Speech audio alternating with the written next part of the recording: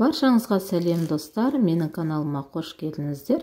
Бүгін өте дәмді, топ-томпақ, үлпілдек, жұмсақ болып пісетін бауырсақтың рецептімен бөлісетін боламын.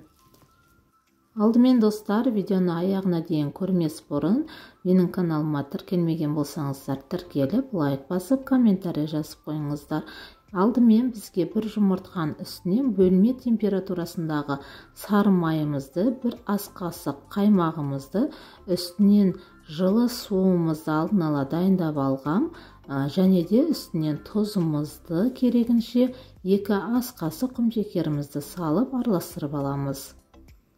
Достар, осы рецептпен міндетті түрде бауырсақты дайындап көріңіздер. Бір жасағынан шығады, өте жұмсақ, үлпілдек болады. Енді үстінен дрожжымызды салып, керегінше ұнымызды салып, жұмсақтау етіп қамыр едетін боламыз.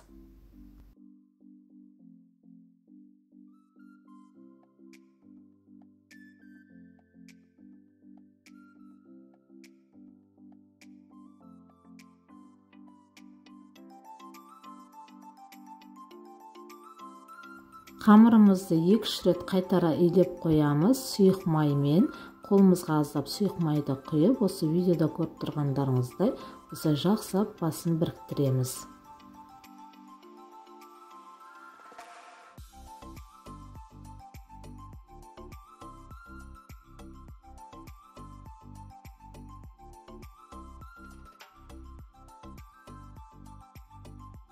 Ыдысымыздың сыртынан пакетімізді кигізіп, 1-1,5 сағатқа жылы жерде жауып қоямыз қамырымызды.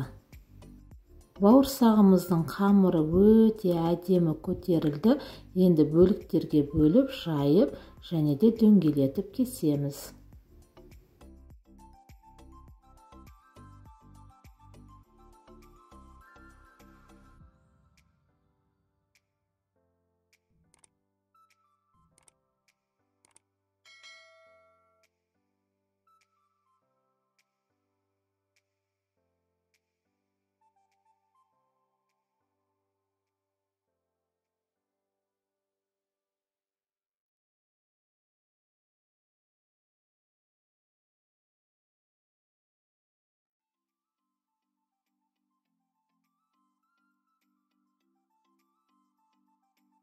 Сұйық майымызды алдын ала құйып қыздырып аламыз. Осылай бауырсағымызды біртіндеп сала отыра, 2 бетін айналдырып пісіріп аламыз. Бауырсағымыз өте дәмді, үлпілдек, топ-томпақ болып шықты. Сіздер де міндетті түрде осы рецептпен жасап көріңіздер.